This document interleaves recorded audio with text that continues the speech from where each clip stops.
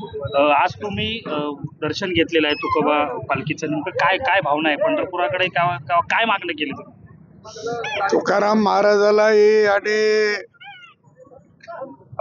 पांडुरंगालाही आम्ही दरवर्षी एवढंच मागणं करतो की पाऊस पाणी चांगला येऊ दे, आमच्या सगळ्या शेतकऱ्याचं समाधान होऊ दे आणि एकूण राष्ट्रासाठी सगळ्या समाजाने सगळ्या लोकांनी आत्मीयतेच्या भावनेने काम करावं आणि एकजुटीने काम करावं, अशा प्रकारची भावना नेहमी आम्ही परमेश्वराजवळ मागत असतो. आणि या देशाचं कल्याण हो, हा देश लवकरात लवकर विश्वगुरू बनो, ही आमची प्रत्येकाची इच्छा असते आणि त्या इच्छेप्रमाणे आम्ही परमेश्वराला प्रार्थना करतो आणि त्याप्रमाणे कृती करायचा प्रयत्न करतो.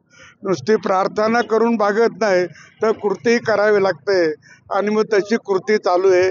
गेली अनेक वर्ष 10-12 वर्ष झाले आपल्याला व्यवस्थित सगळं चालू आहे आणि लोकांचा उत्कर्ष बी होतोय, हे पण आपण पाहतोय.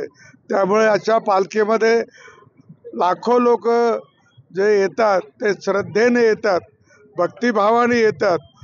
ही आपली श्रद्धा भक्ती ही नाहीशी करण्यासाठी, संस्कृती नाहीशी करण्यासाठी अनेकांनी प्रयत्न केलेत. देव दर्शन, देवाचे देवालय फोडले, परंतु त्यांच्याच्यानं आमची श्रद्धा नष्ट झाली नाही, आमचं देवावरचं प्रेम कमी झालेलं नाही, उलट आता वाढत चाललं. आणि मला आश्चर्य वाटतं आणि अभिमानही वाटतो की तरुण मंडळी या पालखीमध्ये असो का देवदर्शनाला असो मोठ्या प्रमाणामध्ये सहभागी होतात.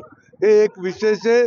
त्याच्यावरून आपल्या संस्कृती जी हजारो वर्षाची आहे ती अधिक पुष्ट होणारे, चांगली होणारे. धन्यवाद. वारकऱ्यांमध्ये उत्साह आहे, मात्र अपवाद असं म्हणतायत की या पालखीमुळं रस्ते जाम होत आहेत. आता ते काय म्हणले त्याला उत्तर देण्यापेक्षा हे आपले जे वारकरी आहे ते एखाद दिवशी त्याला बुक्का लावल्याचे सोडणार नाही.